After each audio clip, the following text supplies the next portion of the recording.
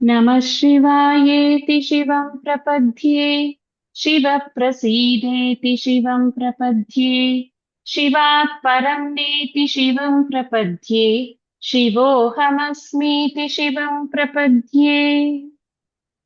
ஆத்மசுத்தியில 40வது பாடல் படிக்கணும். படிக்கலாமா? படி. வேனில் வேள்கணை பிடித்திட மதிசுடும் அதுதனை நினையாதே மான் நிலாவிய நோக்கியர் படிரிடை மத்து இடு தயிராகி தேன் நிலாவிய திரு அருள் புரிந்த என் சிவநகர் புகப் போகேன் ஊனில் ஆவியை ஓம்புதல் பொருட்டு இனும் உண்டு உடுத்து இருந்தேனே.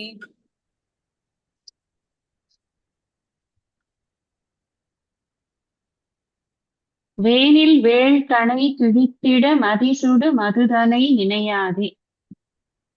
வேனில் வேள் அப்படின்னு சொன்னா மன்மதன் அர்த்தம். வேனில் காலத்திற்கு அரசனாக இருக்கக்கூடியவன், அதை ஆண்டு கொண்டிருப்பவன் மன்மதன். இந்த வசந்த காலத்துலதான் பூக்கள் மலர்றது. பூக்களை கொண்டுதான் மன்மதன் ஒவ்வொருத்தர்கிட்டையும் ஒரு ஒரு ஆசைகளை தூண்டுகிறான் அப்படின்னு ஒரு குறியீட்டுனால சொல்லக்கூடியது. மன்மதனுடைய அம்புகள் பூக்கள் அப்படின்னு சொல்லக்கூடியது. அதனால அந்த வேனில் காலம் வரும் பொழுது மன்மதனுடைய ராஜ்யமானது ஆரம்பிக்கிறது. அதனால அவன் வேனில் வேள் அப்படின்னு மன்மதனை இங்க அட்ரஸ் பண்றார். கணை கிழித்திட, அந்த மன்மதனுடைய அம்பு இருக்கு இல்லையா, அந்த பானம், புஷ்ப பானம், அதைத்தான் கணை அப்படிங்கிறது. அந்த கணையானது என்னத்தை கிழிக்கிறது அப்படின்னா என்னுடைய மனசை கிழிக்கிறது.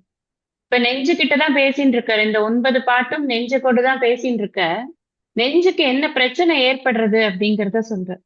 அது பாட்டுக்கு இருக்குதான். ஆனா என்ன ஆகுதுன்னா, இந்த மன்மதனுடைய அம்பு இருக்கே, அது வெறும் பெண்கள்கிட்ட மட்டும்தான் நம்மள போக வைக்கும் அப்படிங்கிறது இல்ல. எல்லா ஆசைகளுக்குமே காரணமானது இந்த மன்மதனுடைய அம்புதான். அது பொருள் ஆசையா இருக்கட்டும், புகழ் ஆசையா இருக்கட்டும், பதவி ஆசையா இருக்கட்டும், உயிர் ஆசையா இருக்கட்டும், எந்த விதமான ஆசையாக இருந்தாலும் கூட அதை யாரு ஏற்படுத்துறா அப்படின்னா காமன் அப்படின்னு அவருக்கு பெயர். காமத்தை ஏற்படுத்துபவர்ங்கிறதுனால அந்த பானமானது என்னுடைய நெஞ்சை பிளந்திட, அது என் நெஞ்சை தைக்கிறதுப்பா. வேற வழி இல்லாம என் நெஞ்சு உலக விஷயங்கள்ல போக வேண்டியதா போயிடுறது. அந்த மாதிரி ஆரம்பிச்சதுன்னு. மதி சுடும் அதுதனை நினையாதே. மதி சுடும் அப்படின்னா என்ன? அந்த மாதிரி அது நெஞ்சை பிளக்கும் பொழுது என்ன ஆகுது? இயற்கைக்கு மாறான எண்ணங்கள் எல்லாம் எனக்கு ஏற்படுறது. மதிங்கிறது சந்திரன். சந்திரனுடைய நேச்சர் என்னன்னா குளுமையை தருது. ஆனா இங்க என்ன சொல்றார்? மதி சுடும் அப்படிங்கிற அந்த இயற்கைக்கு மாறாக சந்திரன் கூட எனக்கு சூட்டை கொடுக்கக்கூடியதாக இருக்கும். என்னுடைய நேச்சரே மாறி போயிடுறது. நான் இறையையே எப்பவும் நினைக்கணும்னு நினைக்கிறேன்னா அந்த காம ஆசைகள் வரும் பொழுது எல்லாமே மாறுது. அத ஒரு குறியீடா சொல்றார். மதி சுடும் அதுதனை நினையாதே. அதுதனை நினையாதேங்கிறது என்ன? இந்த இறைவனை பற்றி நினைக்கிறது அப்படிங்கிறத நான் விட்டுடுறேன். நான் என்னன்னா, எனக்கு நேச்சர் மாறி போறதுனால நான் என்ன பண்றேன் அப்படின்னா, என்னோட என்னுடைய நான் இவ்வளவு தூரம் கஷ்டப்பட்டு இந்த 9 பாட்டுல சொன்னது மாதிரி என்னுடைய மனசை நல்லா பக்குவப்படுத்தி உன்னுடைய திருக்கழல்கள்ல கொண்டு சேர்க்கணும்னு நான் நினைக்கிறேனே, அது எனக்கு போயிடுறது. அந்த நேச்சர் மாறி போறது. அதனால நான் என்ன ஆறேன் அப்படின்னாக்க, மான் நிலாவிய நோக்கியர் படிரிடை. மான் நிலாவிய நோக்கியர், மான் போன்ற, மான் மாதிரி இருக்கக்கூடிய அந்த அழகான பார்வையை உடைய நோக்கியர் அப்படின்னு போட்டிருக்கு. அப்பனா என்ன? பெண்பால். இந்த பெண்களுடைய அழகான பார்வை இருக்கே, மானுடைய பார்வையை எதுக்கு சொல்றதுன்னா மருட்சிக்கு சொல்றது. ஒரு நேரான பார்வை இருக்காது. இப்படியே அப்படியே இப்படியே அப்படியே மாறிண்டே இருக்கும் அந்த பார்வை. ஒரு இடத்துல இருக்காது. அது மாதிரிதான் பெண்களுடைய பார்வையுமே. ஒரு இடத்துல இருக்காது அவர்களுடைய பார்வை. எது அட்ராக்டிவா இருக்கோ போயிட்டே இருக்கும். ஆள் மாத்திட்டே இருப்பாங்க. அப்படின்னு வேற ஒரு இடத்துல பெண்களை பெண்கள் நம்மளை கவர்றது அப்படிங்கிறது, நம்ம போய் இந்த விலை மகளிரோட ஆசையில விழுவா இல்லையா, அது மாதிரி ஆயிடும் உன்னுடைய வாழ்க்கை அப்படின்னு வேற சில சித்தர் பாடல்கள் எல்லாம் வரும். அது ஏன் வருது அப்படின்னா, அந்த பார்வைய மான் விழி அப்படின்னு சொல்ற. மான் விழிங்கிறது அழகுக்காக சொல்றது கிடையாது. இந்த இடத்துல அது மருளருது. மருள்னாலே என்ன? நமக்கு அறியாமையை கொடுக்கக்கூடிய, எது சரியிலே புரிஞ்சுக்க முடியாம அந்த பார்வையை பார்த்த உடனே நமக்கு அதுல போய் விழுந்துடணும்னு தோன்றது. இது இப்ப ஆண்களுக்கு ஆணாக இருந்து அதை சொல்றதுனால இது பெண்களை நோக்கித்தான் அப்படின்னு இருந்தாலுமே கூட நாம புரிஞ்சுக்க வேண்டியது என்னன்னா எல்லா போக பொருள்களும் அப்படின்னு எடுத்துக்கணும். இப்ப நம்ம விபூதி யோகத்துல பார்க்கும் பொழுது சொல்றோம், இருக்கிறதுலயே வசதிய சொல்றாருன்னா அது கீழே வர எல்லாம் தான் அப்படின்னு நம்ம சொல்றோம். அது மாதிரி இருக்கிறதுலயே மோசமான ஒரு அட்ராக்ஷன் எது அப்படின்னா உடல், பெண்ணுடைய உடல் தான். அத சொல்லியாச்சு அப்படின்னா அதுக்கு கீழே வர அத்தனையும் அப்படின்னு நம்ம போட்டுக்கணும், நம்மளே சப்ளை பண்ணிக்கணும். ஏன்னா நமக்கு என்ன தோணும், இது பாய்ஸ்க்குப்பா, இது நமக்கு இல்ல, நமக்கு வராது, இது அவுட் ஆஃப் சப்ஜெக்ட், நம்மளுக்கு வரவே வராது. நம்ம எங்க போய் மான் விழியாளெல்லாம் நம்ம எங்க பார்க்க போறோம், நாமளே ஒரு பொண்ணு தானே அப்படின்னு நமக்கு தோணித்துனா கூட அப்படிலாம் கிடையாது. இந்த ஆப்போசிட் செக்ஸ் அட்ராக்ஷன்ங்கிறது யாரானாலும் எப்பனாலும் எதனானாலும் வரும். அது ஆப்போசிட் செக்ஸ் அட்ராக்ஷனை மட்டும் அவர் சொல்லல, எல்லா விதமான அட்ராக்ஷனையும் இதை ஒண்ணுத்துக்குள்ள போட்டுட்டார் அவர் அப்படின்னு நம்ம புரிஞ்சுக்கணும். அப்படி பண்ணா என்ன ஆறுதுன்னு சொல்றார். படிரு அப்படின்னு சொன்னா வஞ்சகம்னு அர்த்தம். நம்ம இதுல பார்ப்போம், திருக்குறள்லயும் படிரு இலா அப்படிங்கிற வஞ்சகம் இல்லாத சொற்கள், இன்சொல்னா என்ன அப்படிங்கிறத விளக்கும் பொழுது ஈரம் அலையி படிரு இலா செம்பொருள் கண்டார் வாய்ச்சொல் அப்படின்னு சொல்லும் பொழுது அது வஞ்சகம் அப்படின்னு. வஞ்சகம்னா என்ன, உள்ளொன்று வைத்து புறம் ஒன்று காட்டுவது. அந்த என்ன இருக்கோ அதை உருப்படியா காட்டுறது கிடையாது. வஞ்சகம்னாலே மாற்றி காட்டுவது அப்படின்னு, நம்மளை மயக்குவதற்காக மாற்றி காட்டுவது அப்படின்னு. அப்ப இந்த வஞ்சகம் இதை என்ன பண்றது, இந்த அருள் விழிகள் என்ன பண்றது அப்படின்னா நம்மள எந்த பாதையில போக வேண்டுமோ அந்த பாதையில போக விடாம நம்மள மாத்தி விட்டுறது. அப்படி ஒரு வஞ்சனைய பண்றது. அப்ப நான் என்ன ஆயிடுறேன்னா மத்து ஈடு தயிராது. இந்த தயிர்ல மத்த போட்டாச்சு அப்படின்னா தயிரோட ஸ்டெபிலிட்டி போயிடுறது. தயிர் நல்லா திக்கா இருக்கா, நல்லா கெட்டி தயிர் அப்படின்னு சொல்றோம், நம்ம பானைக்குள்ள இருக்கிறச்சே அது கெட்டி தயிரா இருக்கு. அதுக்குள்ள ஒரு மத்த நுழைச்சாச்சு அப்படின்னு சொன்னா அதுக்கப்புறம் மத்த கடைய அந்த தயிரோடைய கன்சிஸ்டன்சியே போயிடுது. அது it loses it's original consistency. அந்த மாதிரி ஆயிடுறது என்னோட மனசு. என் மனசு கெட்டியா வச்சிருக்கேன் நான், ஒரே ஒரே குறிக்கோளோட இருக்கணும்னு செட் பண்ணி வச்சிருக்கேன். இப்படி கூட நம்ம நினைச்சுக்கலாம். தயிர் எல்லாம் செட் பண்ணிடுறோம். செட் கர்ட் அப்படின்னு தானே விற்கிறான் கடையில, விற்கும் போதே செட் கர்ட் அப்படின்னு விற்கிறான். என்ன அர்த்தம், அது செட் பண்ணி வச்சிருக்குப்பா, கலைச்சிடக்கூடாது அப்படின்னு. இவன் மத்த போட்டு ஒரு கடை கடைஞ்சான்னாக்க அது செட்டாவது கட்டாது, எல்லாம் போயிடுறது. அது மாதிரி இந்த மனசு செட் ஆயிருக்கு, இறைவனை நோக்கி செட் ஆயிருக்கு. நான் என்ன பண்றேன்னா நன்னா இந்த இந்த மன்மதனுடைய வானம் அது தைக்கும் பொழுது தயிரில போட்ட மத்து கடையும் போது தயிர் என்ன மாதிரி ஆயிடுறதோ அது மாதிரி ஆகி அது மாதிரி ஆயிடுறது. தேன் நிலாவிய திரு அருள் புரிந்த என் சிவன் நகர் புகப்போகேன். நான் என்ன பண்றேன், நான் எனக்கு தேனாக இனிக்கக்கூடிய அந்த நல்ல மொழிகளை எல்லாம் சொல்லி இருக்கக்கூடிய அந்த பெருமானுடைய திருநகருக்கு, அவனுடைய திருநகர்னு சொன்னா என்ன அர்த்தம்னா அவனை பற்றியே நினைக்கக்கூடிய, அவனுடைய சாம்ராஜ்யத்துக்கு போகக்கூடிய அப்படின்னு அர்த்தம் இருக்கு. அப்ப அது மாதிரி அந்த மாதிரி என்னுடைய மனசு அவனையே நினைக்கக்கூடிய அந்த திரு அருள் புரிந்த என் சிவன் நகர் புகப்போகேன். நான் போக முடியல. போக முடியாத போது கூட நான் என்ன பண்றேன்னா ஊனில் ஆவியை ஓம்புதற் பொருட்டு, இந்த உடம்பு இருக்கே, இந்த உடம்புக்குள்ள ஒரு உசுறு இருக்கே, இந்த உசுரை காப்பாத்திக்கிறதுக்காக வேண்டி நான் என்ன பண்றேன், அதை ஓம்புவதற்காக, அதை காப்பாற்றுவதற்காக இன்னும் உண்டு உடுத்து இருக்கின்றேனே. நான் கூட இன்னும் சாப்பிட்டு உடை உடுத்தி இன்னும் உசுரோட இருக்கேனே, என்னை பத்தி என்ன சொல்றது.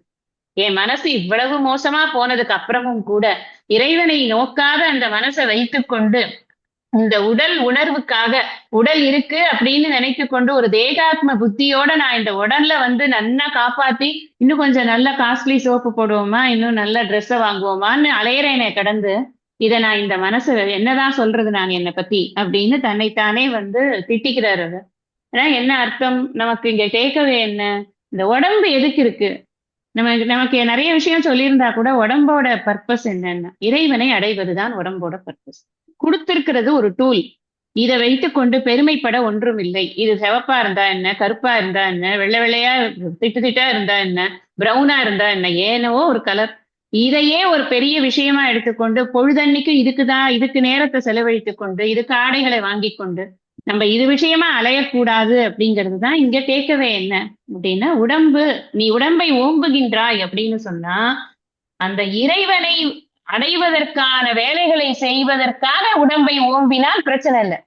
நீ உடம்பை நீ போஷணை பண்ணி கொண்டிருக்கிறது உன்னுடைய சுகத்துக்கு, இந்திரிய சுகத்துக்கு அப்படின்னு சொன்னா you are not serving the purpose of this body அப்படிங்கிறது தான் அவரோட ஃபைனல் இது டேக்அவே. அடுத்தது கைமாறு கொடுத்தல் அப்படின்னு டாபிக் சொல்ற. கைமாறு அப்படின்னு சொன்னா என்ன அர்த்தம்னா, நம்ம யாராவது நம்மளுக்கு ஒரு உதவி செய்தார்னா அவளுக்கு திருப்பி ஒரு பிரதி உபகாரம் பண்றது. எதுவா இருந்தாலும், எந்த உதவியா இருந்தாலும் அந்த உதவிக்கு ஒரு பிரதி உபகாரம் பண்றதுக்கு பேர் கை. இங்க கைமாறு கொடுத்தல் அப்படின்னு அவர் எதை சொல்றார், யாருக்கு இவர் கைமாறு கொடுக்கறத பத்தி பேசுறார் அப்படின்னு சொன்னா, இவருக்கு இறைவன் 2 ரோல் பிளே பண்றார். ஒரு ரோல் பிளே குரு, ஒரு ரோல் பிளே இறைவன். இறைவனே தான் குருவாக இருக்கிறார் அப்படின்னு இவர் நிறைய இடங்கள்ல இவர் சொல்லணும்னு இல்ல, எங்க யார் சொன்னாலும் நமக்கு ஒருத்தர் குருவா வரானா அது இறைவனை தவிர வேறு இல்லை. அந்த உபாதி வேணா ஏதோ ஒண்ணு இருக்கலாம், ஏதோ ஒரு முகம் இருக்கலாம், ஏதோ ஒண்ணு இருக்கலாம். ஆனா அங்க இருக்கிற தத்துவம் என்னன்னா, இறைவன் தான் அந்த உருவத்தை எடுத்துக்கொண்டு நமக்கு நல்ல விஷயங்கள் சொல்றதுக்கு வந்திருக்கார் அப்படிங்கிறது பொதுவாகவே எல்லாருக்குமே உள்ள வழக்கு.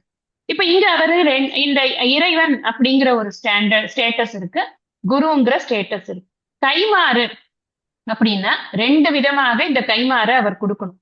ஒண்ணு இறைவனுடைய அருளுக்கு இவர் பாத்திரப்படுத்தப்பட்டு ஏற்றுக்கொள்ளப்பட்டிருக்கார். ஒரு இடத்துல கூட அவர் நான் ரொம்ப சாதனையெல்லாம் பண்ணினேன், அதுக்கு நீ என்னை மெச்சி என்னை கூப்பிட்டுண்டேன்னு அவர் சொல்லவே இல்லை. எனக்கு பூ போட தெரியாது, எனக்கு வாய் பேச தெரியாது, உன் புகழ்மொழி சொல்ல தெரியாது, உடம்பால எனக்கு உழைக்க தெரியாது உனக்கு, ஆனாலும் நீ என்னை ஆண்டு கொண்டாய் அப்படின்னு சொல்லும் பொழுது அங்க அருள் ஜாஸ்தியா இருக்கு.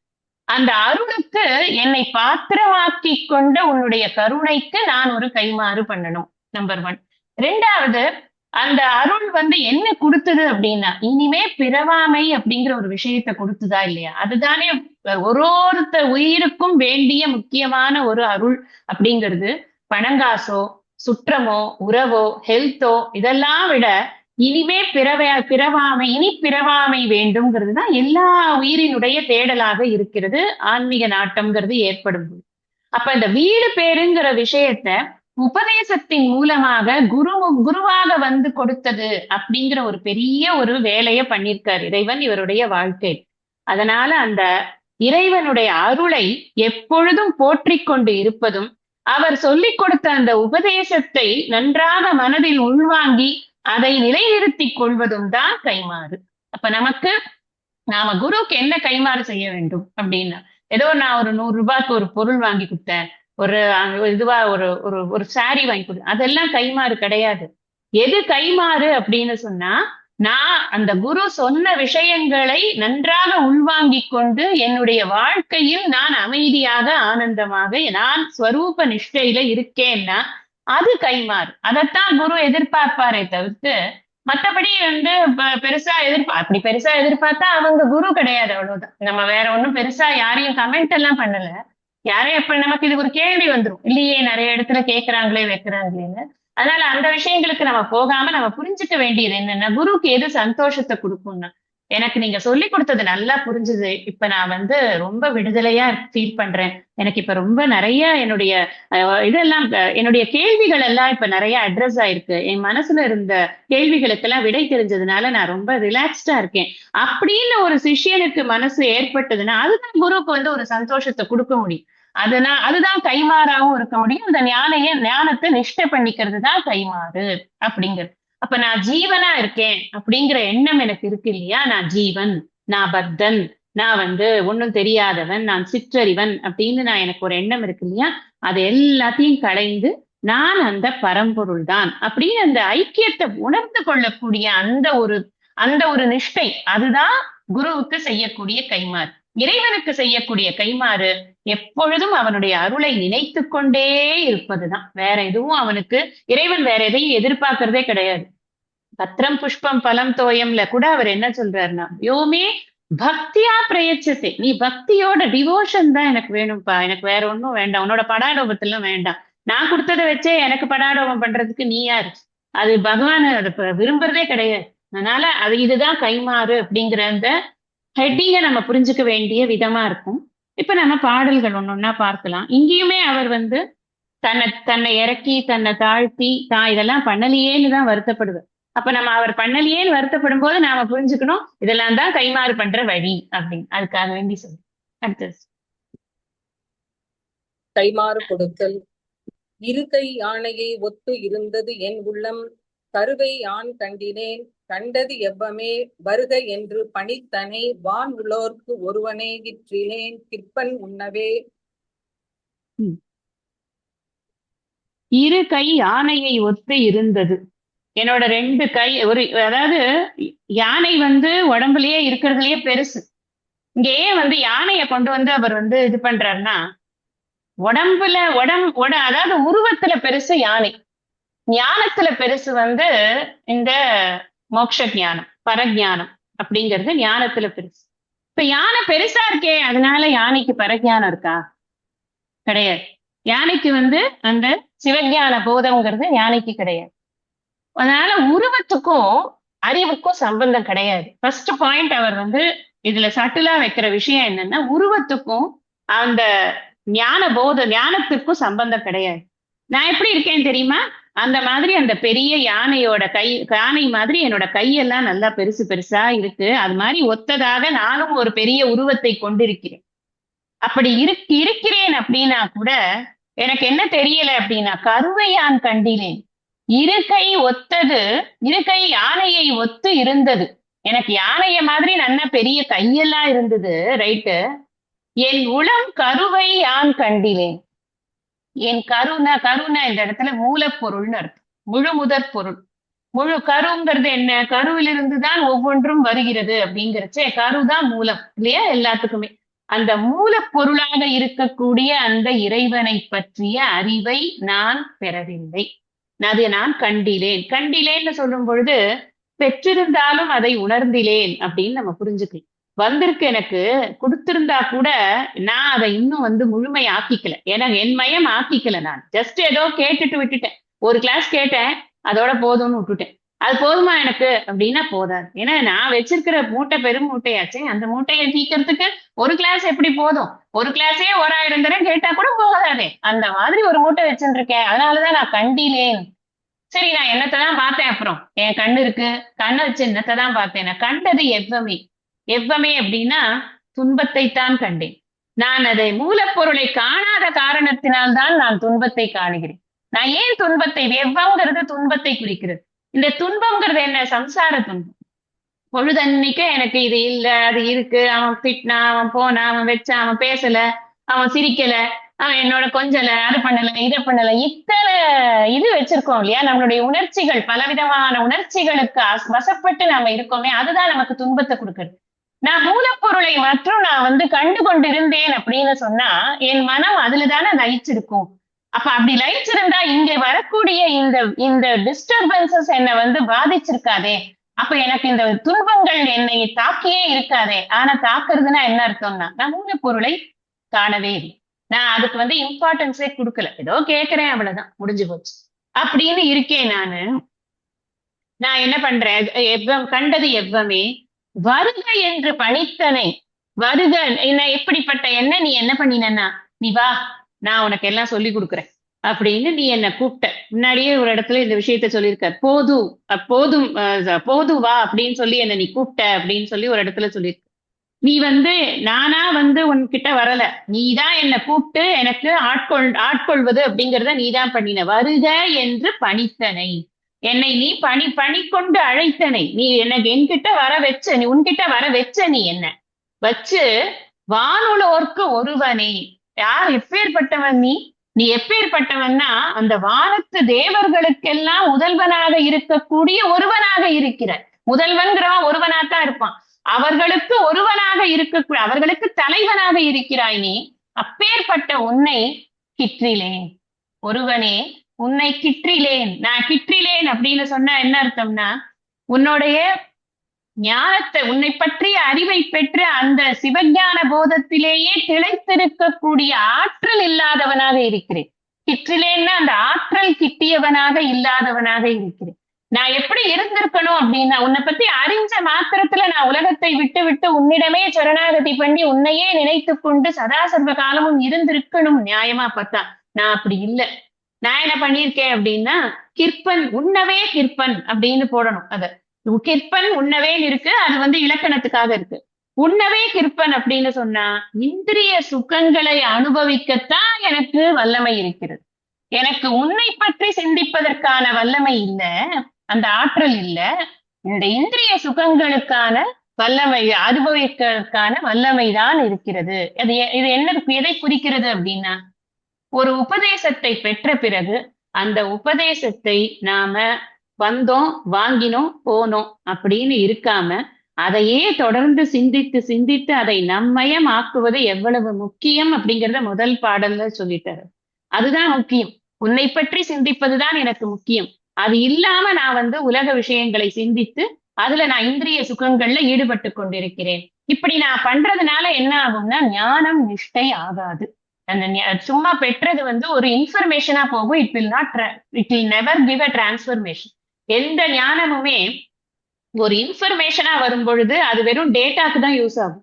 அது டிரான்ஸ்ஃபார்ம் ஆனாதான் ஷேரிங்க்கு யூஸ் ஆகும். இது ரொம்ப சட்டிலான விஷயம், நம்ம யோசிச்சு பார்க்கணும். நம்ம ஒரு ஞானம் நமக்குள்ள வரும் பொழுது அது நம்மையும் ஆகும் பொழுது அதை நாம யாருக்கா சொல்லும் பொழுதுதான் அது இன்னொருத்தருக்கும் ஒரு சேஞ்ச் கொடுக்கறதுக்கான ஒரு வாய்ப்பு அதுல இருக்கு. நம்ம வெறும் டேட்டாவா வச்சிருந்தோம்னு வச்சுக்கோங்களேன், இது டேட்டா பிரசன்டேஷன் மாதிரி ஆயிடும். இந்த இடத்துல இவ்வளவு ரூபாய், இந்த இடத்துல இது அப்படி இப்படின்னு ஒரு டேட்டா மாதிரி ஆயிடும். இது ஞானம் is not a data, it is not an information, it is a source of transformation. முதல்ல நம்மள டிரான்ஸ்பர்மேஷன் பண்ணி அப்புறம் தான் நாம மற்றவங்களுக்கு அதை கொடுக்க முடியுங்கிறதுனால அவர் சொல்றார் என்மயம் ஆக்குவதில் தவறினேன் அப்படின்னு. 42.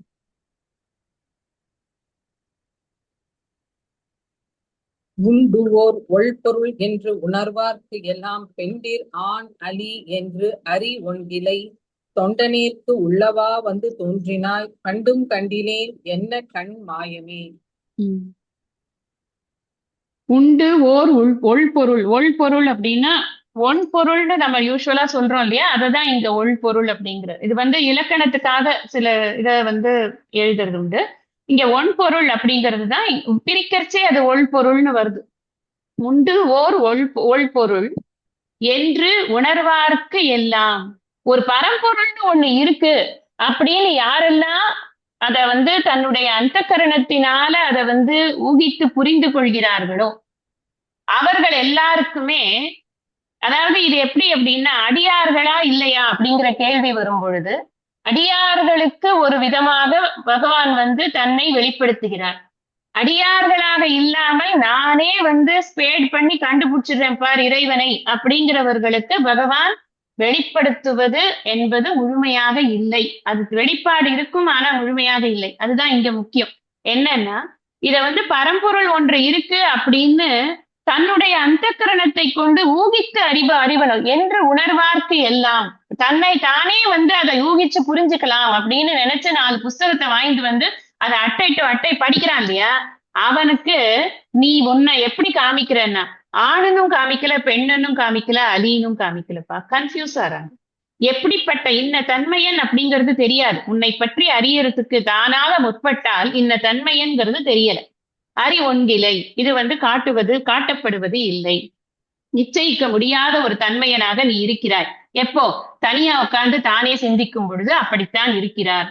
சரி, தொண்டனேற்குள்ளவா வந்து தோன்றினாய், தொண்டனேற்கு உள்ளவா வந்து தோன்றினாய். தொண்டனாக இருந்தானா என்ன பண்ற தெரியுமா, உள்ளுக்குள்ள வந்துடுற நீ மலர் மிசை ஏகிடுற டப்புன்னு. நீ ஏறி என்ன பண்ற அப்படின்னா ஞான தீபேன பாஸ்வதா அப்படின்னார் பகவான். எப்படின்னா உனக்குள்ளேயே அந்த அறிவை கொடுக்கக்கூடிய அறிவு சுடராக நான் இருக்கிறேன் அப்படின்னு சொன்னார் இல்லையா. அந்த மாதிரி நீ உள்ளுக்குள்ள என்னுடைய அறியாமையை போக்குபவனாக நீ வருகிறாய். தொண்டனாக இருந்தால், உன்னுடைய தொண்டனாக இருந்தால் நீ வேற ஒரு லெவல்ல என்ன கொண்டு போறப்பா. தொண்டனா இல்லாத போது உன்னை சரியா புரிஞ்சுக்க முடியல. ஆனா தொண்டன் ஆயிட்டேன்னா எனக்கு உள்ளேயே நல்லா புரியுறது நீ எப்படிப்பட்டவன் அப்படிங்கறதுல எனக்கு டவுட்டே இல்லாம புரியுறது. கண்டும் கண்டிலேன் என் கண் மாயமே. ஏய், நான் தொண்டனா வந்தும் கூட உன்னை இன்னும் கண்டுபிடிக்கலையே, நான் என்ன பண்ணுவேன்? இது என்னுடைய அறியாமையை நான் என்னன்னு சொல்லுவேன். நீ தொண்டர்களுக்கு உள்ளவாறு காட்டி அருளினாய்ங்கிறது தொண்டர்களுடைய சரித்திரங்களை படிக்கும் போதெல்லாம் தெரியறது. எல்லாருக்கும் நீ எப்படி உன்னை காட்டி அருளினாய்ங்கிறது தெரியறது. நான் உன்னுடைய தொண்டன் தான். அதனாலதான் நீ எனக்கு என்னை வந்து இழுத்து வைத்து என்னை நீ ஆட்கொண்டு அருளி இருக்கிறாய். நீ என்னை வா என்று பணித்தனை அப்படின்னு முன்னாடிதான் சொன்னேன். அதனால நான் உனக்கு தொண்டன் ஆயிட்டேன். ஆனாலும் நான் காணாதவன் எப்படி இருக்கானோ அந்த நிலையில தான்ப்பா இருக்கேன். இன்னும் என்னால உன்னுடைய தன்மையை நிச்சயமாக புரிந்து கொள்ள முடியவில்லை. என்ன காரணம்? என்ன காரணம்னா எனக்கு இன்னும் அதுக்கான பக்குவமே வரல அப்படின்னு. நான் இன்னும் நீ கொடுத்த அறிவை நான் நிஷ்டை பண்ணிக்கிறதுக்கு என்னுடைய மனதை உள்புறமாக செலுத்தவில்லை. நான் எங்க வச்சிருக்கேன் என்னோட மனசை அப்படின்னா வெளியில தான் வச்சிருக்கேன். இந்திரிய நிகிரகம் இன்னும் பண்ணல. நம்ம இப்ப த்ரூ அவுட் பாத்தீங்கன்னா திருவாசகம் பூரா it's a best source for knowing எப்படி இந்திரிய நிகிரகம் பண்ணாதவனுடைய மனநிலை எப்படி இருக்கு. அதுதான் இங்க வந்து அவருக்கு நிறைய காமிக்கிறார். அப்போ எதை ரொம்ப இன்சிஸ்ட் பண்றாரு கிருஷ்ணரும் வந்து 4 அத்தியாயத்திலையும் அவர் இன்சிஸ்ட் பண்ண முக்கியமானது என்ன? 2வது லாஸ்ட்ல இருந்து சித்தப்பிரஜ லட்சணத்துல இருந்து ஆரம்பிச்ச கர்மயோகம், ஞான யோகம், சந்நியாச யோகம் எதுவா இருந்தாலும் எல்லாவற்றிலும் அவர் இன்சிஸ்ட் பண்றது இந்திரிய நிகிரகம் is the first thing you have to do. அப்ப இந்திரிய நிகிரகம் அப்படிங்கறத இங்கேயும் இவரும் வந்து கம்ப்ளீட்டா எல்லாத்துலயும் அதைத்தான் சொல்லிட்டே இருக்கு. இது ஏன் எனக்கு ஆகல? நான் கண்டும் கண்டிலேன்னா என்ன அர்த்தம்? நான் பார்த்துட்டேன் அப்புறம் பார்க்கல அப்படின்னா அந்த வரும் ஆனா வராதுன்னு ஜோக் சொல்வாள் அந்த மாதிரியா? அப்படி கிடையாது. நான் பார்த்தது என்ன அப்படிங்கிறத உணர்ந்து கொள்வதற்கான ஒரு இது மனசோட அவைலபிலிட்டி என்கிட்ட இல்லை. எனக்கு இன்னும் மனசுல வந்து வெளிப்புறமாக போகிறதுக்கான ஒரு இதுதான் இருக்கு. பகிர்முகமான மனசுதான் எனக்கு இருக்கே தவிர அந்தர்முகமா போறதுக்கான மனசு இன்னும் ஏற்படல. நீ என்னை ஆட்கொண்ட பின்னும் என் நிலை இதுதான். யாருக்கெல்லாம் வந்து உன்னை சரியா புரியலன்னா வெளியில இருக்கிறவனுக்கு உன்னை சரியா புரியல. ஆனா உள்ளுக்குள்ள இருக்கிற எனக்கே சரியா புரியல. உன் தொண்டனாக இருந்தும் உன்னை கண்டும் நான் இன்னும் உன்னை முழுமையாக காணவில்லை. என் கண் என் மாயமே. இது நான் எப்படி இருக்கேன்? இது என்ன மயக்கமோ தெரியலையே. நான் என்னுடைய அறியாமையை நான் என்னவென்று சொல்வது அப்படின்னு வருத்தத்தோட இதை பதிவு பண்றார். மேற்கொண்டு இருக்கிறத நம்ம அடுத்த கேட்கலாம். உன்னை உணர்வார்க்கு நீ வந்து